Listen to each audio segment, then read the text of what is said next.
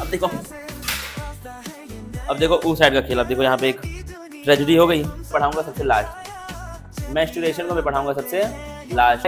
And implantation और sex.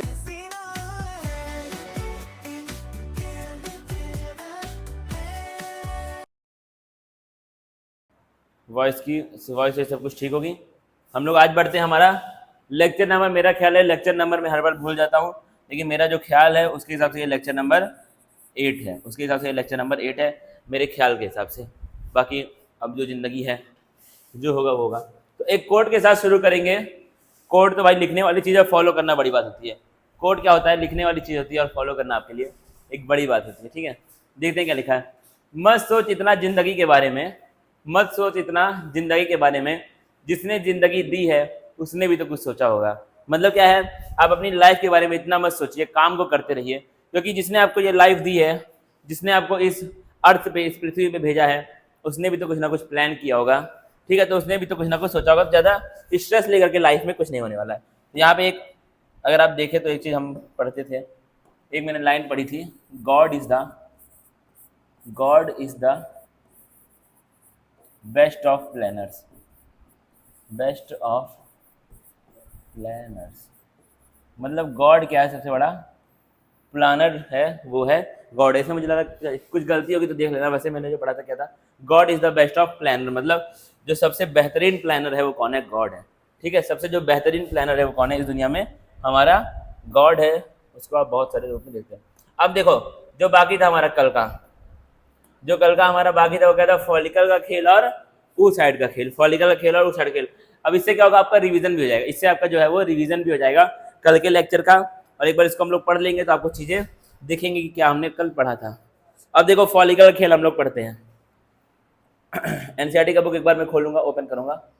Open नहीं है तो मैं ओपन करूंगा। ठीक है, बस भाई ज़्यादा सोचना मत लाइफ में, अपना काम करते रहो, चीज़ें आसान होती रहेंगी। अपना काम करते रहो और चीज़ें आसान होती रहेंगी। ठीक है, ठीक है, ठीक है, ठीक है। कल हमने यहाँ तक पूरा ये सब प्राइमरी वाइमरी फॉलिकल ओलिकल, सेकेंडरी सेकेंडरी फॉलिकल ओलिकल ओलिकल सब पढ़ लिया। ठीक है, उसी को यहाँ पे मैं लिखने का ट्राई कर रहा हूँ। ठीक है, क्या था आपका? सबसे पहले क्या बनती है? सबसे पहले क्या बनती है तुम्हारी? किसी और कलर से लिखना। इसको मैं लिखता हूँ, ये भी कलर मेरा काफ़ी फेवरेट है। सबसे पहले क्या बनती है आपकी? प्राइमरी फॉलिकल बनती है। सही क्या बनती है आपकी? प्राइमरी फॉलिकल बनती है। ठीक है, फिर क्या बनती है? अब इसमें क्या होता है वो सब मैं नहीं लिख रहा हूँ। ठीक है, सर ये बता रहा हूँ कि कैसे क्या क्या बनता है, क्योंकि फिर इसमें होता क्या है कि बच्चे प्राइमरी फॉलिकल, प्राइमरी ऊ साइड, सेकेंडरी फॉलिकल, सेकेंडरी ऊ साइड, फिर सेकेंडरी ऊ साइड में क्या, यहाँ पे क्या बनती है? टर्सरी फॉलिकल बनती है। लेकिन यहाँ पे टर्सरी ऊ साइड नहीं बनता, लेकिन लोग उसको क्या बोल देते हैं? टर्सरी ऊ साइड। कई बार गलती से बच्चे बोल देते हैं टर्सरी फॉलिकल के साथ कन्फ्यूज होकर के, इसलिए मैं उसको सेपरेटली लिख रहा हूँ कि आपको चीज़ें कन्फ्यूज ना करें। क्या बनती है आपकी? सेकेंडरी फॉलिकल बनती है। फिर क्या बनती है? फिर आपकी क्या बनती है? टर्सरी फॉलिकल बनती है। और टर्सरी को 3 डिग्री बोल सकते हैं कि नहीं बोल सकते हैं? टर्सरी को 3 डिग्री बोल सकते हैं कि नहीं बोल सकते हैं? अच्छा एक बात बताओ, ग्राफियन फॉलिकल, ग्राफियन फॉलिकल, एक बार बताओ, क्या हम लोग सेकेंडरी को 1 डिग्री बोल सकते हैं कि नहीं बोल सकते हैं? ध्यान से बताना, बोल सकते हैं कि नहीं बोल सकते हैं? बोल सकते हैं ना? सेकेंडरी को 1 डिग्री बोल सकते हैं ना? अगर तुमने हाँ बोला है अभी यहाँ बैठे बैठे लेक्चर देख रहे थे, तो तुम देखो क्या है। सेकेंडरी को क्या बोलते हैं? सेकेंडरी बोलते हैं। 2 डिग्री को क्या बोलते हैं? सेकेंडरी बोलते हैं। 1 डिग्री को प्राइमरी, 3 डिग्री को टर्सरी। अब अगर रिवीजन किया होगा, कल के लेक्चर में बैठे होगे ध्यान से कंसंट्रेशन के साथ, तो तुमको पता होगा। अगर नहीं बैठे होगे तो तुमको नहीं पता होगा। ठीक है, तो तुमको चीज़ें नहीं पता होंगी। अच्छा एक चीज़ मुझे ये बताओ, 2D, अच्छा 3D होता है, 2D होता है। ठीक है, चलो ठीक है, कोई बात नहीं। तो क्या था आपका? क्या बनती है? प्राइमरी फॉलिकल, फिर सेकेंडरी फॉलिकल, फिर टर्सरी फॉलिकल, और फिर ग्राफियन फॉलिकल आपकी बनती है। इतनी सारी फॉलिकल जो है वो आपकी बनती है। तो थोड़ा सा मैं सोच रहा हूँ कि ये अजीब टाइप में हो गया। बस ठीक है, अब तुमको सब चीज़ें दिख रही होंगी। एक बार मैं कलर कंफर्म कर लेता हूँ कि वो ये कलर आपका विजिबल है कि नहीं, क्योंकि फिर होता क्या है कि आप लिख देंगे, आप देख नहीं पाएंगे। एकदम परफेक्ट विजिबल है, परफेक्टली विजिबल है, ठीक है। अब देखो उस साइड का खेल। अब देखो यहाँ पे एक ट्रेजेडी हो गई। इस तरह की ट्रेजेडियाँ होती रहती हैं, क्या बताया जाए इसमें। थोड़ा सर इसको आप उधर से आगे अरेंज अगर हो पाए तो इसको मैं करने का ट्राई करूँ क्या। कर ले सर, उस साइड से आप आ जाइए। ठीक है, तो फिर से एक आपकी ट्रेजेडी हो गई थी। उसके चक्कर में यहाँ मेरा पैर लगा और ये लाइट्स वगैरह जो है गिर गई। तो क्या था आपका, सेकेंडरी फॉलिकल था। सेकेंडरी फॉलिकल से क्या बनता है, टर्शरी फॉलिकल बनता है। क्या बनता है, टर्शरी फॉलिकल बनता है। और टर्शरी फॉलिकल से क्या बनता है, आखिरी यहाँ क्या बनता है, ग्राफियन फॉलिकल बनता है।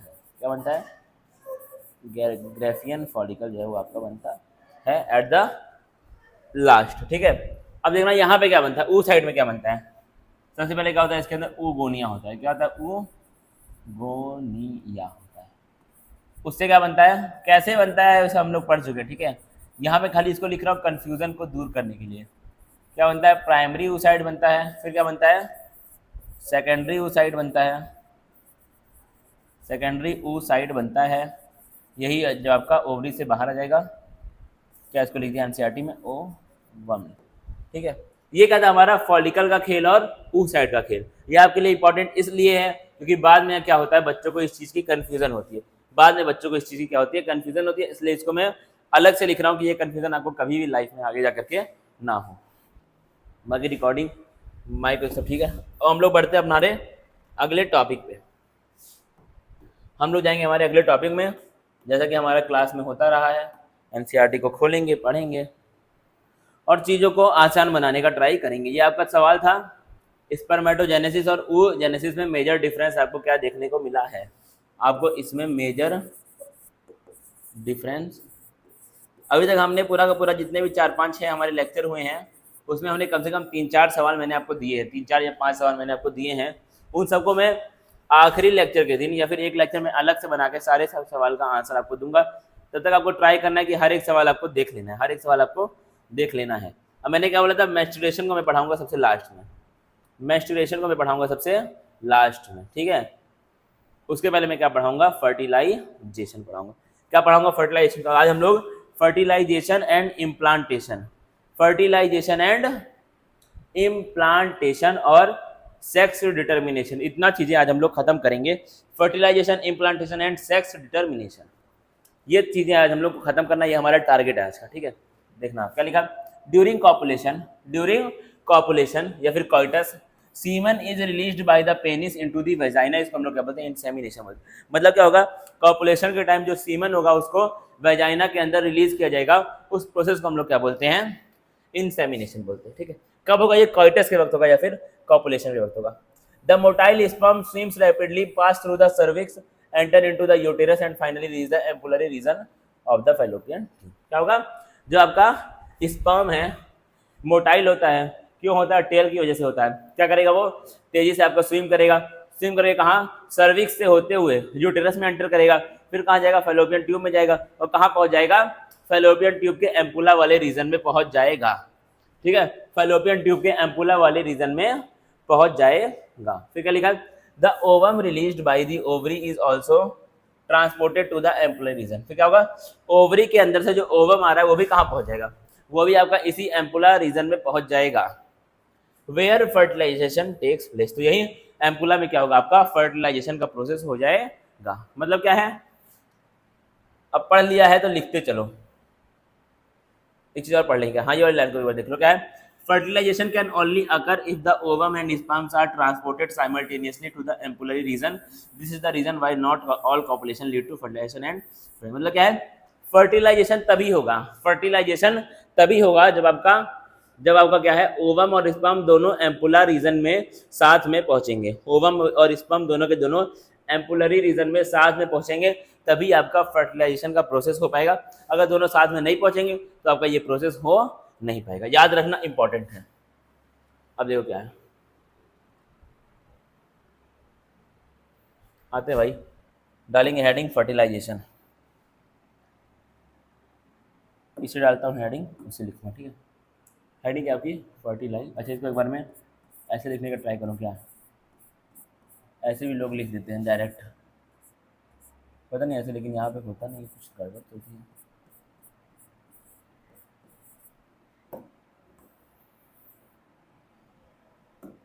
Smart right, smart right fertilization, wow. रुक जा भाई, स्मार्ट राइट में थोड़ा पतला थोड़ा करना पड़ेगा। क्या पढ़ना है हमको? फर्टिलाइजेशन जो है वो आपको पढ़ना है, ठीक है। देखो क्या होता है, ड्यूरिंग कॉइटस, कॉइटस के लिए एक और वर्ड क्या ली थी एनसीईआरटी में? कॉप्यूलेशन, ठीक है। क्या होगा आपका? Insemination occurs. अब भाई इंसेमिनेशन तुमको पता है क्या होता है, ठीक है, मैंने पढ़ा दिया इसलिए बार बार उसको लिखूंगा नहीं, वरना तो क्या फायदा होगा, एनसीईआरटी को एज इट इज छाप रहे होंगे नोट्स पे, क्या फायदा है? नोट्स मतलब ऐसा होना चाहिए जो कि हमारा शॉर्ट नोट्स टाइप करे कि आप उसको रिवाइज कर सको, वरना तो फिर एनसीईआरटी की बुक ही पढ़ लोगे, क्या फायदा है? तो क्या होगा? इंसेमिनेशन अकर्स, ठीक है, इंसेमिनेशन अकर्स। अब क्या है अगला?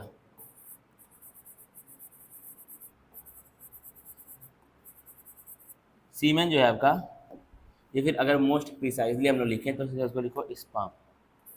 स्पाम जो है बनेगा swims rapidly, swims rapidly and reaches uterus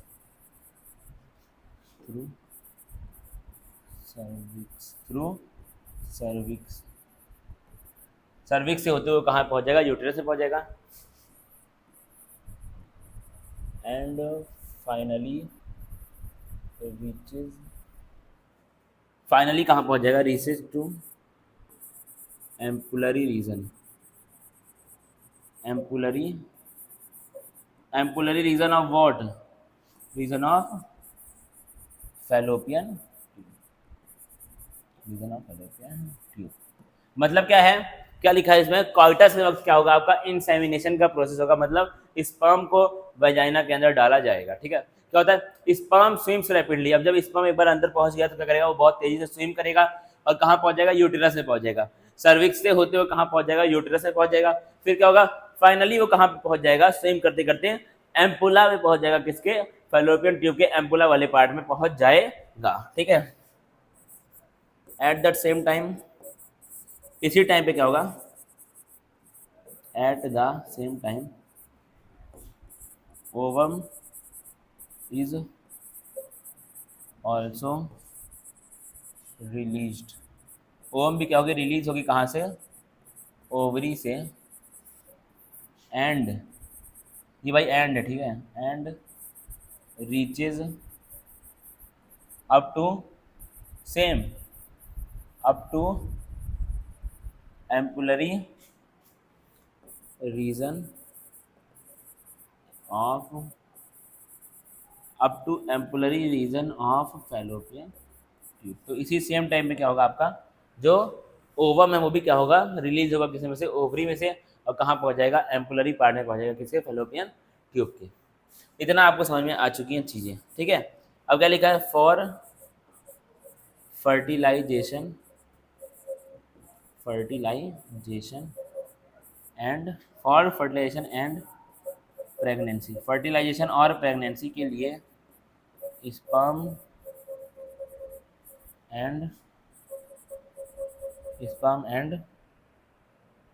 and ovum should reach, fertilization और प्रेगनेंसी होने के लिए sperm and ovum should reach the ampullary part, ampullary part, sperm and ovum को दोनों को एम्पुलरी पार्ट में पहुंचना पड़ेगा। कैसे? साइमल्टेनियसली, मतलब साथ में। एम्पुलरी पार्ट कैसे? साइमल्टेनियसली, साइमल्टेनियसली कैसे पहुंचना पड़ेगा? साइमल्टेनियसली, ठीक है, साइमल्टेनियसली पहुंचना पड़ेगा स्पर्म को और ओवम को। एक बार इसको फिर से पढ़ेंगे। क्या होगा? ड्यूरिंग कॉइटस क्या होता है? इंसेमिनेशन होता है, मतलब स्पर्म जाएगा वजाइना के अंदर। क्या होता है? Sperm swims rapidly and reaches uterus through cervix and finally reaches to ampullary region of fallopian tube. फिर क्या होगा, at the same time ovum भी क्या होगा, रिलीज होगा कहाँ से, ओवरी से, और कहाँ पहुंचेगा, एम्पुलरी पार्ट में पहुंचेगा, फैलोपियन ट्यूब के। फिर क्या होगा, अब क्या है, फर्टिलाइजेशन और प्रेगनेंसी के पॉसिबल होने के लिए क्या होना चाहिए, स्पर्म और ओवम दोनों को साथ में पहुंचना चाहिए, कहाँ पर, एम्पुलरी पार्ट में। अगर दोनों साथ में नहीं पहुंचेंगे तो ये फर्टिलाइजेशन नहीं होगा। अगर ये दोनों साथ में नहीं पहुंचेंगे तो ये फर्टिलाइजेशन और प्रेगनेंसी का प्रोसेस आपका नहीं होगा। इसीलिए लाइन क्या लिखी है, this is why not all copulation, this is why not all copulation leads to preg. इसी वजह से सारे कॉपुलेशन से प्रेगनेंसी नहीं होती है, क्योंकि हो सकता है कि दोनों साथ में ना पहुंचे हो तो फ्यूज़न नहीं होगा, फ्यूज़न नहीं होगा तो फर्टिलाइजेशन नहीं होगा, और फर्टिलाइजेशन नहीं होगा तो आपका प्रेगनेंसी वाला भी चीज़ नहीं होगी। जाहिर सी बात है, इतना हमने एनसीईआरटी पढ़ लिया था, और जब एनसीईआरटी पढ़ लिया तो नोट्स बनाना ऑब्वियस था, जो कि हमने ऑब्वियस को ऑब्वियस कर दिया और बना लिया नोट्स। अब क्या देखो, the process of fusion of a sperm with an ovum is called fertilization. The process of fusion of sperm with an ovum is called fertilization. ठीक है, जब स्पर्म और ओवम क्या होते हैं, फ्यूज होते हैं, तो उसको हम लोग क्या बोलते हैं, फर्टिलाइजेशन बोलते हैं। 30 सेकंड का टाइम देना, पानी पी के आ रहा हूँ, ठीक है।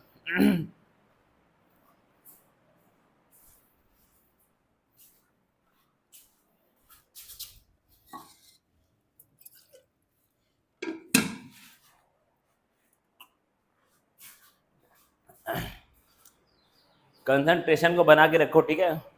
पानी पीने गया था और लेके आ गया वो पानी को, और मैं यही पी रहा हूँ करके। कंसंट्रेशन को छोड़ना मत।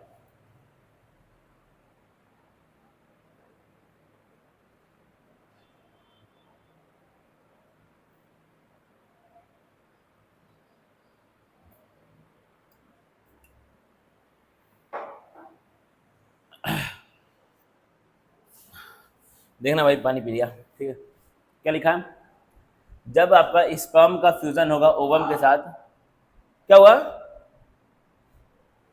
जब स्पर्म का फ्यूजन होगा, ठीक है। कुछ साउंड से आई थी इसलिए मुझे लगा कि पता नहीं हो सकता कुछ हो गया, तो इसलिए मैं जल्दी से गया उसको देखने के लिए। चलो ठीक, कोई बात नहीं, हो जाता है, ठीक है। The process of fusion of a sperm with an ovum, जब स्पर्म और ओवम का फ्यूजन होगा तो उस प्रोसेस को हम लोग क्या बोलते हैं, फर्टिलाइजेशन बोलते हैं। करोड़ों बार हम लोग पढ़ चुके हैं, 10th क्लास से लेकर के 12th क्लास तक हम लोग करोड़ों बार इसको पढ़ चुके हैं। अगर मैं बताऊं एग्जैक्ट नंबर तो 1,02,01 बार हम लोग इस चीज को पढ़ चुके हैं, ठीक है। आगे पढ़ेंगे तो 2-3 करोड़ तो हो जाएगा सिलेबस पूरा होते होते। मिटता नहीं है भाई, एक बार लिख लेता हूँ तो। और जो क्या लिखा, the process of fusion of a sperm with an ovum is called fertilization. पढ़ लिया। और देखो इंपॉर्टेंट चीज का जो तुमको पता नहीं है, जो तुमको अभी तक पता नहीं था, वो ये है, during fertilization a sperm comes in contact with the zona pellucida layer of the ovum. तो स्पर्म की ढेर सारे जाएंगे स्पर्म, तो स्पर्म की रेस में जो पहला स्पर्म जीत गया, जब स्पर्म की रेस होगी और जो पहला स्पर्म ओवम के साथ आगे मिलेगा तो क्या करेगा, एक लेयर के कांटेक्ट में आएगा, उस लेयर का नाम क्या, जोना पेल्यूसिडा। एक लेयर के कांटेक्ट में आएगा, उस लेयर का नाम क्या, जोना पेल्यूसिडा। जो ये बाहर वाली आपकी लेयर है, ठीक है, इसका नाम क्या, जोना पेल्यूसिडा।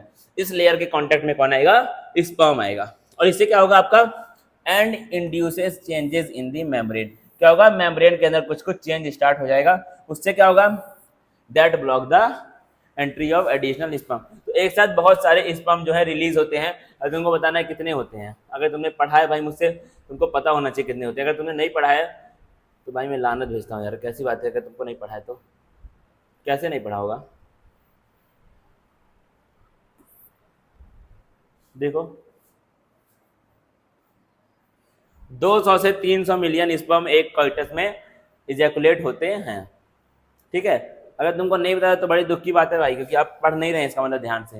रिवीजन आपका बड़ा वीक चल रहा है, उसको आप ठीक करिए, फिर से उसको लाओ फिर से गाड़ी को।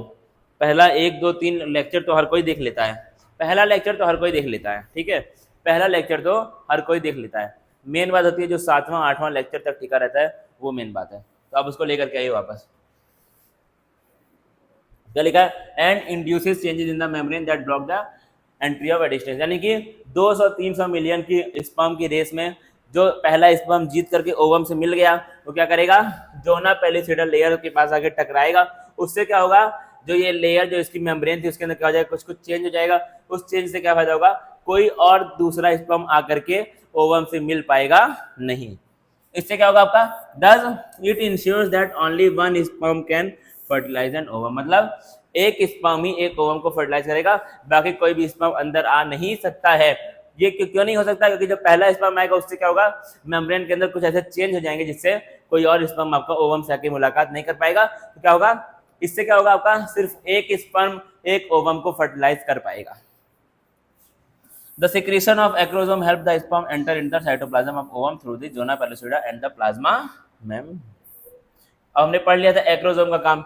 एक्रोसोम का काम यही था, क्या है, उसके अंदर कुछ एंजाइम होते थे और वो एंजाइम किस में हेल्प करते हैं, फर्टिलाइजेशन में हेल्प करते हैं ओवम के, फर्टिलाइजेशन में हेल्प करते हैं ओवम के। क्या होगा इससे, एक्रोसोम के जो भी सिक्रीशन किस में हेल्प करेंगे, स्पर्म को हेल्प करेंगे किसमें, एंटर करने में, साइटोप्लाज्म एंटर करने में ओवम के थ्रू द, अब लेयर आपको पता है कौन सी layer, zona pellucida and the plasma membrane, and the plasma membrane.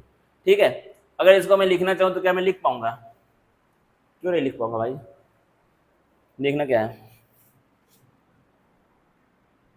ठीक है, द, एक बार देखो मैं इसको फिर से लिख रहा हूँ, the fusion of sperm and ovum is called as fertilisation.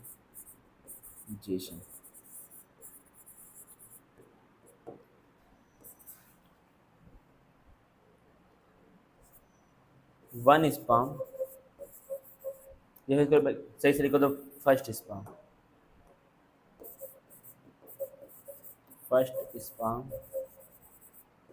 comes in contact with the, जो पहला स्पर्म होगा वो क्या करेगा, कांटेक्ट में आएगा किसके, जोना पेलिसिडा लेयर के, comes in contact with the zona pellucida layer of ovum. तो जो पहला स्पर्म होगा, जो पहला स्पर्म जो स्पर्म की रेस में जीत गया है, उसमें जो पहला स्पर्म होगा वो क्या करेगा, जोना पेल्यूसिडा लेयर के कांटेक्ट में आएगा। वो अब क्या करेगा, जोना पेल्यूसिडा लेयर के कांटेक्ट में आएगा। ठीक है, जो आपका पहला स्पर्म होगा क्या करेगा, जोना पेल्यूसिडा लेयर के कांटेक्ट में आएगा। ठीक है, तो उससे क्या होगा आपका, अब देखो उसके बाद क्या होगा, इसको अगर मैं ऐसे करके उठाना चाहूँ तो, रुको इसको मैं ऐसे करता हूँ, तो बड़ी काम की चीज़ है।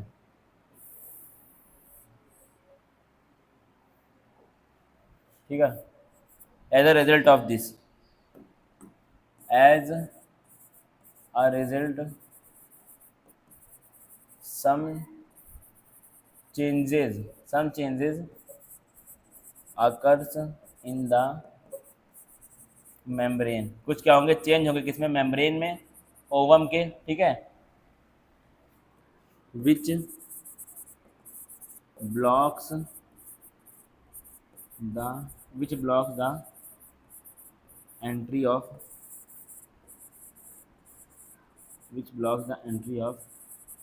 एडिशनल स्पर्म, कुछ ऐसे चेंज जाएंगे किसमें, मेम्ब्रेन में, ओवम के, जिससे क्या होगा आपका एडिशनल स्पर्म इसमें एंटर नहीं कर पाएंगे। ठीक है, अब देखना बड़ी लाइन क्या आ रही है, बड़ी लाइन क्या आ रही है मार्केट में निकल करके, दिस देखो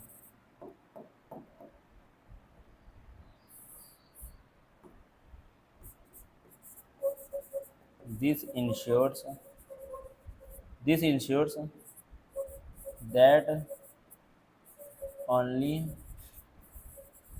one sperm fuses with the ovum, मतलब ओवम से सिर्फ एक ही स्पर्म फ्यूज हो। ठीक है, इससे क्या होगा, this insures that only one sperm fuses with the ovum. ठीक है, अब देखना ध्यान से पहला जो आया स्पर्म कांटेक्ट में किसके, जोना पेल्यूसिडा लेयर के ओवम के, उससे क्या होगा, ओवम जो आपकी ओवम की मेम्ब्रेन थी, जो ओवम क्या थी, मेम्ब्रेन थी, उसमें क्या हो जाएंगे, कुछ चेंज हो जाएंगे। उस चेंज से क्या होगा, कोई और दूसरा स्पर्म एंटर नहीं कर पाएगा ओवम के अंदर। उससे क्या फायदा होगा, उससे ये फायदा होगा कि आपका सिर्फ एक स्पर्म फ्यूज कर पाएगा ओवम के साथ, सिर्फ एक स्पर्म फ्यूज कर पाएगा किसके साथ, ओवम के साथ। एनसीईआरटी पढ़ लिया, एनसीईआरटी लिख लिया है, ठीक है। अच्छा हाँ, फिर एक और लाइन कहते हैं आपकी एक्रोजोम वाला, सॉरी समझ नहीं लिखा, थोड़ा सा यहाँ पे से एक पार्टीशन कर दूँ क्या, अभी देखना मुझे लग रहा है कुछ गलत क्लिक हो गया है, ठीक है, मुझे पता था कुछ गलत है, ठीक है, कुछ भी नहीं भाई, सब कुछ नहीं है, ठीक है। अरे यार ये क्या हुआ, ग्रेट, चलो ठीक है कोई बात नहीं।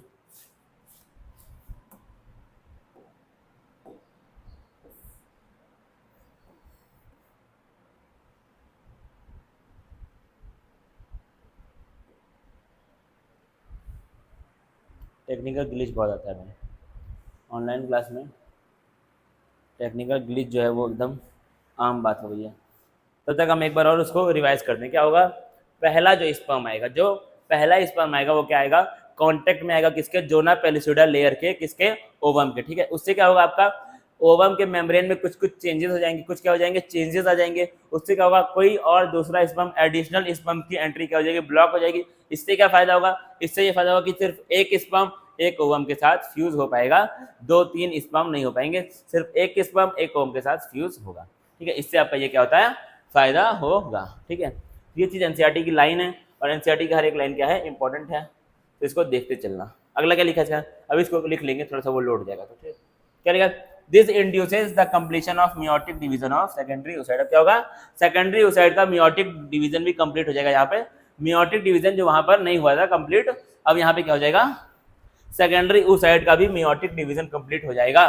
क्या लिखा है, द सेकेंड मियोटिक डिवीजन भी क्या होगा, जैसे आपका फर्स्ट वाला जो मियोटिक डिवीजन था, अगर आपको याद है तो फर्स्ट मियोटिक डिवीजन भी कैसा था, अनइक्वल था। क्या क्या बना था उससे, एक तो आपका बना था सेकेंडरी oocyte, क्या सेकेंडरी oocyte बना था, और साथ में क्या बनी थी, पोलर बॉडी बनी थी, जिसका हमको सिग्निफिकेंस अभी पता नहीं है, उसका क्या होगा हमको ये पता नहीं है, लेकिन कैसी थी, टाइनी थी, कैसी थी, टाइनी थी, ठीक है। वही same to same second meiotic division में भी होगा, क्या बनेगा, ये भी अनइक्वल होगा, और रिजल्ट में क्या आ जाएगा, आपका एक सेकंड पोलर बॉडी बनेगी, एक सेकंड पोलर बॉडी क्या होगी, यहाँ पर एक बनेगी, जैसे वहां पे हुआ, हाँ बनेगी जैसे वहां पे हुआ, ठीक है। और साथ में क्या बनेगा, आपका ओवम बनेगा, हैप्लॉइड। अब देखो दिक्कत क्या थी, उसने सेकेंडरी oocyte को भी वहां पर ओवम बोल दिया था, तो इसका सवाल आपका वहां पे सेकेंडरी oocyte को ओवम बोल के पूछेगा, तब भी आपको वहां पे ओवम ही मानना है, और यहाँ पे सेकेंडरी oocyte का जो डिवीजन हो गया तब भी क्या बना, ओवम ही बना है। थोड़ा सा वहां पे कंफ्यूजन आपका एनसीईआरटी ने क्रिएट किया, लेकिन इसको देखते चलना, देखते चलोगे तो कोई दिक्कत नहीं होगी, ठीक है। अब देखो ठीक है, ये लोड हो गया कि नहीं, अब लोड उठ जाने तब चलो क्या है, तो क्या बनेगा आपका, एक बनेगा सेकेंडरी पोलर बॉडी, एक क्या बनेगा आपका हैप्लॉइड ओवम, उसको और क्या बोलते हैं, ऊटिड भी बोलते हैं, क्या बोलते हैं, ऊटिड भी बोलते हैं। अब देखो, soon the haploid nucleus of the sperm and that of ovum fuse together to form a diploid zygote. क्या होगा, अब जब ओवम का, जब सेकेंडरी oocyte का क्या हुआ, सेकेंड मियोटिक डिवीजन पूरा हो गया, तो क्या होगा, अब वो क्या बन गया, ओवम बन गया। फिर क्या होगा, जो हैप्लॉइड न्यूक्लियस है स्पर्म का और जो हैप्लॉइड ओवम है, दोनों फ्यूज जाएंगे, तो क्या बन जाएगा, तुम्हारा डिप्लॉइड ज़ाइगोट बन जाएगा। अब इतना लिखेंगे, उसके बाद पढ़ेंगे सेक्स डिटर्मिनेशन, इतना लिखेंगे पहले।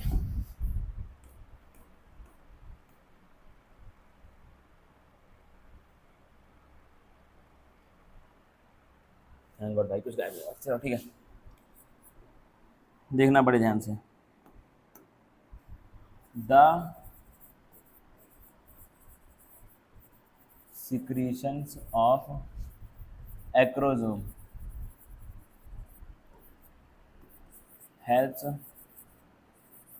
sperms to go, स्पर्म को हेल्प करेगा to go inside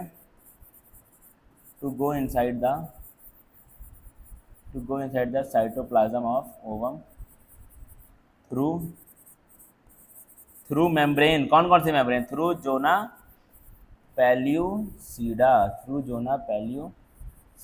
and plasma membrane,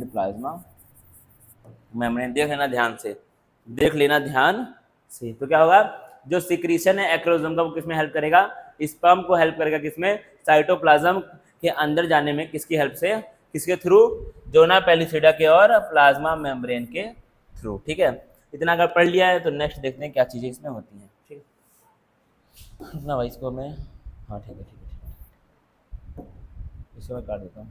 चलो, क्या है आपका अगला, अगला हमने अभी तुरंत क्या पढ़ा था, एनसीईआरटी की बुक में हमने अभी क्या पढ़ा है, ये वाला क्या चीज़ पढ़ी है, यहाँ पे क्या होगा, ठीक है, रुको रुको रुको, अगर मैं इसको चाहूँ तो यहाँ से उठा करके, ठीक है, अच्छा हाँ, इसको नेक्स्ट पेज पे ले आओ ना, तो इसको लिखने में मेरे लिए क्या हो जाएगा, थोड़ा आसानी हो जाएगी, तो मुझे वरना लिखना पड़ेगा फिर से वापसी, फिर लिखना पड़ता है बार बार, शॉर्ट नोट्स की तरह लगता नहीं है, ऐसे क्लोन निकालेगा एक तो, ठीक ठीक ठीक ठीक ठीक ठीक ठीक, अच्छा एक क्लोन यही बन जाएगा, कॉपी पेस्ट का इसमें ऑप्शन नहीं होता क्या, चलो लिख ही लेंगे, कोई बात नहीं।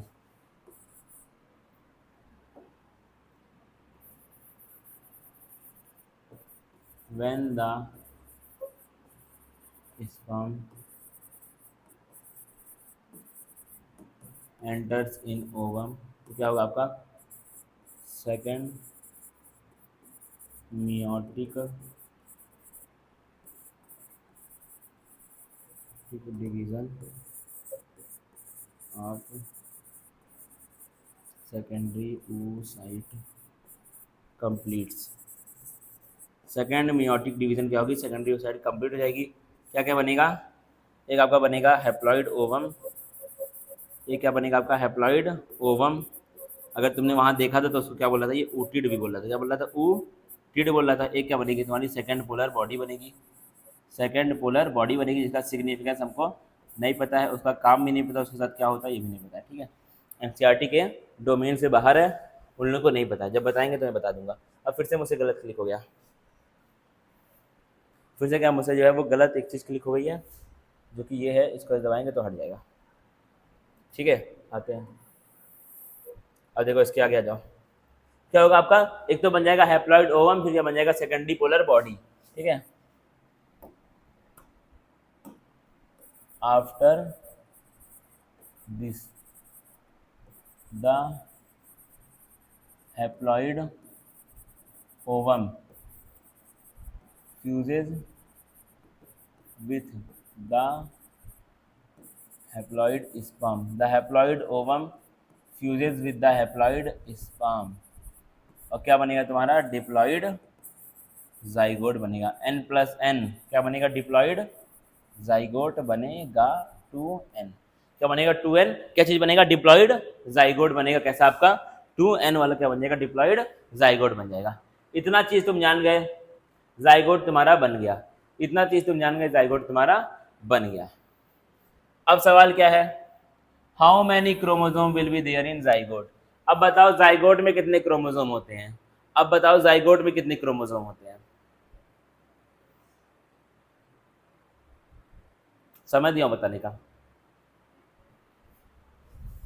2n जाइगोट है, इसमें कितने क्रोमोसोम है, ये सब होमवर्क हम लोग लास्ट में डिस्कस करने वाले हैं। ठीक है, लेक्चर खत्म होने के बाद, मतलब ये चैप्टर खत्म होने के बाद, तब तक आपको इसको सोचना है। क्या लिखा है, one has to remember that the sex of the baby is decided at this stage itself, ये जो फ्यूजन वाला स्टेज है, स्पर्म और ओवम के फ्यूजन वाला जो स्टेज है, उसी समय बच्चे का जो जेंडर है, बच्चे का जो सेक्स है, वो डिसाइड हो जाता है। कैसे होता है ये देखो, let us see how, let us see how, as you know the chromosome pattern in the human female is XX, human female के सेक्स सेल में जो क्रोमोसोम होते हैं, जो सेक्स क्रोमोसोम होते हैं, वो क्या होते हैं, XX होते हैं, और मेल में क्या होते हैं, XY होते हैं। तुमको पता है, तुमने 11th क्लास में पढ़ रखा है। Therefore all the haploid gametes produced by the female have the sex chromosome X, whereas in the male gamete the sex chromosome could be either X और Y। अब क्या है, फीमेल में जब बनेगा हैप्लॉइड तो उसमें क्या होगा, दोनों के दोनों X होते हैं तो X ही X जाएगा, लेकिन जब मेल में बनेगा हैप्लॉइड तो क्या होगा, वहां पे तो X जा सकता है, फिर Y जा सकता है, कि मेल में क्या होता है, X और Y होता है, और फीमेल में क्या होता है, XX होता है। तो फीमेल में जब बनेगा हैप्लॉइड तो X ही जाएगा, दोनों केस में उसके बाद X है ही, लेकिन मेल में क्या होगा, या तो X जा सकता है या फिर वाई जा सकता है कौन सा क्रोमोसोम, जब हैप्लॉइड गैमेट आपका बनेगा, ठीक है।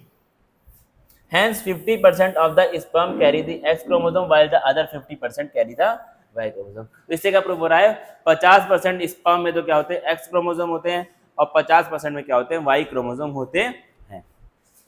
After fusion of male and female gamete the zygote would carry either X और Y, या तो XX होगा जाइगोट में या फिर XY होगा, उसी के आधार पे क्या होगा आपका जो बच्चा है वो निकल करके बाहर आएगा, ठीक है। लिखना अगला क्या होगा, मान लो क्या है,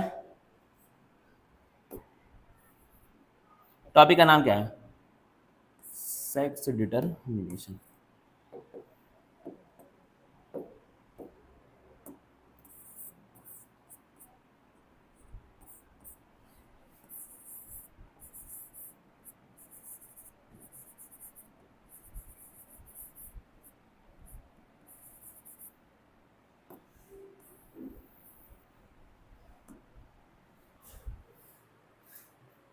सेक्स डिक्लुमिनेशन, ठीक है, डिक्लुमिनेशन।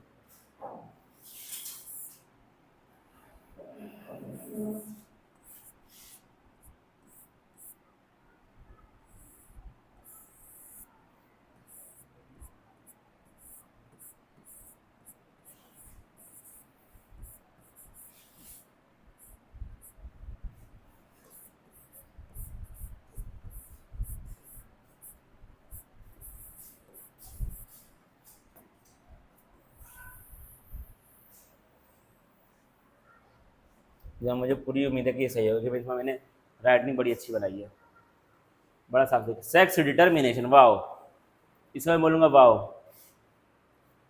परफेक्ट आपका जो है चीज़ें, ठीक है। अब देखना क्या है, हमारा टॉपिक का नाम क्या है, सेक्स डिटरमिनेशन।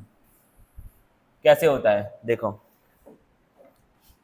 सेक्स क्रोमोसोम कौन कौन से होते हैं, sorry, sex chromosome, sex chromosome, ठीक है। एक होता है आपका मेल में और एक क्या होता है आपका फीमेल में। रुक जाओ, इसको मैं अच्छे से लिखता हूँ, इसको मैं एक बार बेहतरीन तरीके से लिखता हूँ कि आपको चीज़ें कभी भी कठिन ना लगे, ठीक है। क्या है, सेक्स क्रोमोसोम, मतलब ऐसे क्रोमोसोम जो कहाँ पे होते हैं, सेक्स सेल में होते हैं, ठीक है। कौन कौन से होते हैं तुम्हारे,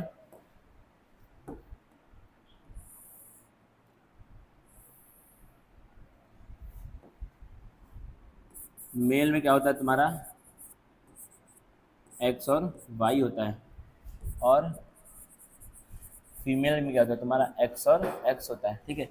अब जब तुम्हारे गैमिट बनेंगे तो या तो वो जो तुम्हारे हैप्लॉइड गैमिट बनेंगे, जब क्या बनेंगे आपके हैप्लॉइड गैमिट बनेंगे,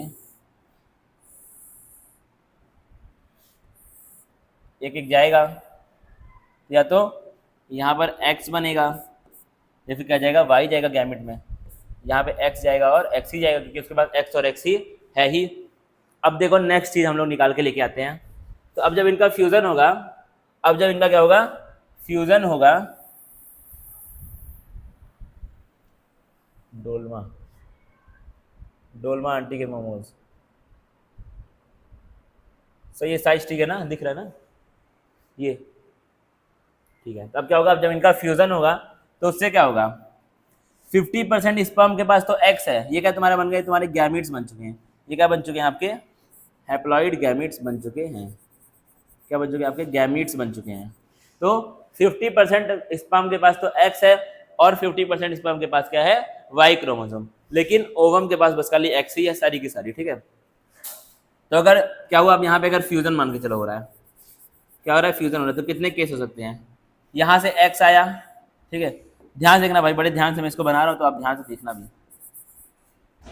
ठीक है।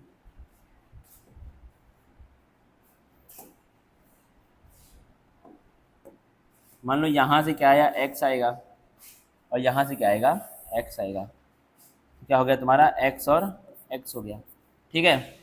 लेकिन मान लो अगला केस क्या हो सकता है, यहाँ से तो क्या आ गया, वाई आ गया और यहाँ से क्या आ गया, फिर से आपका एक्स आ गया, एक्स और एक्स, या फिर वैसे ही अगर यहाँ से भी एक्स आ जाएगा फिर यहाँ से एक्स आएगा तो जोड़ोगे तो क्या होगा, दो तुम्हारे बनेंगे, दो तुम्हारे बन सकते हैं, तो एक्स एक्स बनेगा या फिर एक्स और वाई बनेगा, एक्स एक्स बनेगा या फिर क्या बनेगा, एक्स और वाई बनेगा। ठीक है, अब यहाँ से लेके जाओगे इसको जोड़ोगे एक्स एक्स हो जाएगा, यहाँ से लेके जाओगे तो वाई एक्स हो जाएगा। कर देता हूँ, बच्चों को लगेगा कि ये वाला नहीं किया। अगर तुम साथ साथ में देख रहे हो तुमको समझ में आ रहा होगा, अगर तुम देख नहीं रहे हो और बस खाली तुम नोट्स को पढ़ रहे होगे, तुम्हारे जाएगा ऊपर से बड़ा खतरनाक लेवल पे। ठीक है, तो ये क्या हो गया आपका एक्स और एक्स हो गया, यहाँ पे देखना ये वाली जो है वो गलती की तरफ,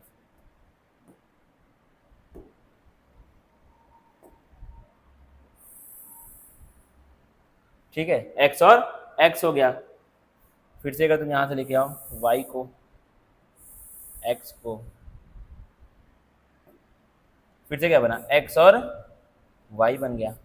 अब देखो क्या तुमको दिख रहा है, 50% जो आपका डॉटर आएगी, जो आपके बच्चे आएंगे निकल करके, उसको हम लोग क्या बोलते हैं, डॉटर बोल देते हैं, क्योंकि क्रोमोजोम में क्या होता है हम लोग डॉटर क्रोमोजोम यूज करते हैं। ठीक है, कि यहाँ पे क्रोमोजोम का हम लोग खेल देख रहे हैं तो इसलिए मैं डॉटर वर्ड पे यूज कर दे रहा हूँ, वैसे वो सन वाला सन और डॉटर वाला डॉटर नहीं है। तो क्या है, जो भी आपका ऑफ स्प्रिंग आएगी, मान लो क्या हुआ यहाँ पे आपका फ्यूजन हुआ और जो भी आपकी क्या आई ऑफ स्प्रिंग निकल करके आई, क्या आया, ऑफ स्प्रिंग आया, बच्चे आए, उसमें से 50% जो क्या है एक्स एक्स है और 50% क्या है एक्स वाई है। तो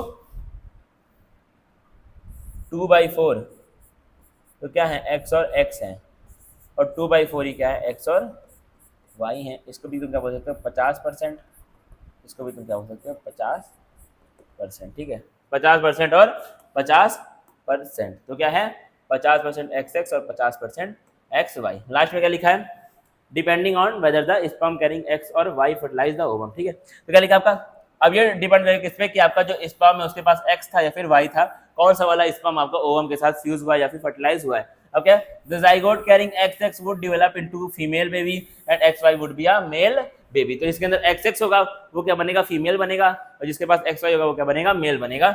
you will learn more about the chromosome pattern chapter. आपका जब चैप्टर आएगा तो हम लोग क्रोमोसोम के बारे में डिटेल में जो पढ़ेंगे वो चैप्टर 5 में पढ़ेंगे, वहां पे चीजें ये वाली चीज आपको और अच्छे से आएगी समझ। लेकिन अभी भी मैंने जितना बता दिया है, जितना मैंने यहाँ पे आपको समझा दिया है, उतना भी आपको बस खाली इस चैप्टर में जानना है। उसका जब चैप्टर नंबर 5 आएगा वहां पे हम लोग डिटेल में पढ़ेंगे कौन सा क्रोमोसोम होता है, सेक्स क्रोमोसोम क्या होते हैं, ऑटोसोम क्या होते हैं, सब कुछ हम लोग पढ़ेंगे। ठीक है, फिर क्या लिखा है, that is why scientifically it is correct to say that the sex of the baby is determined by the father not by the mother. इसलिए क्या होता है आपका जो बच्चे का सेक्स होता है वो कौन करता है डिसाइड, फादर करता है, फादर करते हैं, मदर नहीं करती हैं, क्योंकि मदर के पास तो एक्स ही होता है, उनके पास तो एक ही तरह का क्रोमोसोम है ही, लेकिन मम्मी के पास, लेकिन पापा के पास क्या होता है एक्स वाई होता है। ठीक है, तो वाई भी फ्यूज हो सकता है, उनके पास दो तरह के स्पर्म है, एक एक्स वाले स्पर्म और एक वाई वाले स्पर्म। ठीक है, यहाँ पे मैं इसको लिख रहा हूँ, this shows that the sex of the baby, sex of the baby is determined by father। वो लिखने वाली बात है, ऐसा क्या है, सेक्स से कोई मतलब थोड़ी है। तो क्या होता है जो बच्चे का सेक्स है वो कौन करता है डिसाइड, पापा या फिर पिताजी करते हैं। ठीक है, जो बच्चे का सेक्स है वो कौन करता है डिसाइड, पिताजी करते हैं। ठीक है, बच्चे का जो सेक्स है वो कौन करता है डिसाइड, पिताजी करते हैं। ठीक है, this shows that the sex of the baby is determined by the father. Simple सी बात है, समझ में आ गया। तो ये पूरा क्या कहता है हमारा, ये पूरा हमारा एक टॉपिक है, इसका नाम क्या है, सेक्स डिटरमिनेशन। ये जो हमारा टॉपिक है उसका नाम क्या है, सेक्स डिटरमिनेशन। ठीक है, तो इसको मैं ऐसे लिख देता हूँ यहाँ पर, एक्स एक्स आपका क्या है, अरे यार एक्स एक्स क्या है आपका फीमेल है, और एक्स वाई क्या है आपका मेल है। सबको पता ही है, बस मैंने लिख दिया। ठीक है, क्योंकि कंफ्यूजन ना वाली। तो इतना हमने पढ़ लिया, जो हमारा आज का टारगेट था क्या क्या था, हम पढ़ेंगे फर्टिलाइजेशन और क्या पढ़ेंगे, फर्टिलाइजेशन पढ़ने का आज का हमारा टारगेट था, देखो यहाँ पर। और इम्प्लांटेशन का भी आज का हमारा टारगेट था, लेकिन इम्प्लांटेशन अभी पढ़ेंगे तो बहुत टाइम लगेगा, लगभग मुझे लग रहा है कि टाइम जो हो चुका है वो, तो एक बार मैं देखता हूँ कितने मिनट का आपका टाइम हो चुका है। 40 मिनट का आपका वक्त हो चुका है, लगभग 45-50 मिनट का लेक्चर हमने रिकॉर्ड कर लिया। ठीक है, तो अब बढ़ेंगे। तो इम्प्लांटेशन एक बहुत बड़ा टॉपिक है, उसमें मुझे कुछ नहीं तो आधे घंटे का समय 25 मिनट का समय लगभग मुझे इम्प्लांटेशन में लग जाएगा। इसमें समझाना बहुत कुछ होता है, ठीक है। जितना एनसीईआरटी में लिखा है सिर्फ उतना ही नहीं है, एनसीईआरटी के बाहर भी बहुत कुछ इसमें हमको समझाना होता है, तो इसलिए उसको मैं समझाऊंगा अब कल के लेक्चर में। तो कल हम इम्प्लांटेशन को भी पूरा करेंगे और पार्ट्यूलेशन और लैक्टेशन को भी पूरा कर देंगे। चैप्टर आपका खत्म हो जाएगा, एक टॉपिक बचेगा परसों के लिए, वो क्या है, मेंस्ट्रुएशन, ठीक है, मेंस्ट्रुएशन। अब देखना क्या चीज़ हमने पढ़ी आज। आज हमने क्या क्या पढ़ लिया। आज हमने पढ़ा है फर्टिलाइजेशन के बारे में, पढ़ा है डिटेल में, और क्या पढ़ा है हमने, सेक्स डिटर्मिनेशन, एक अच्छा टॉपिक वो हमने पढ़ लिया है, ठीक है। उन दोनों में आपको कोई भी कंफ्यूजन नहीं होनी चाहिए, कुछ होगी तो कमेंट में चीज़ों को पूछते रहना, ठीक है। बाकी क्या है, क्या काम करना है आपको, एक तो आप कमेंट करिए खूब ज़्यादा, क्या करिए, खूब ज़्यादा कमेंट करिए, और भाई वीडियो को शेयर करो, ठीक है। वीडियो क्या करो, शेयर करो, सबका फ़ायदा हो। क्वालिटी आपको पता है, कंटेंट की क्वालिटी आपको पता है, तो वीडियो को शेयर करो, कमेंट करो, और क्या करो, आप चैनल को सब्सक्राइब करने का ट्राई करो, ठीक है। चैनल को सब्सक्राइब करने का ट्राई करो, और लाइफ में आगे बढ़ते, और क्या करो, लाइफ में आगे बढ़ते रहो। See you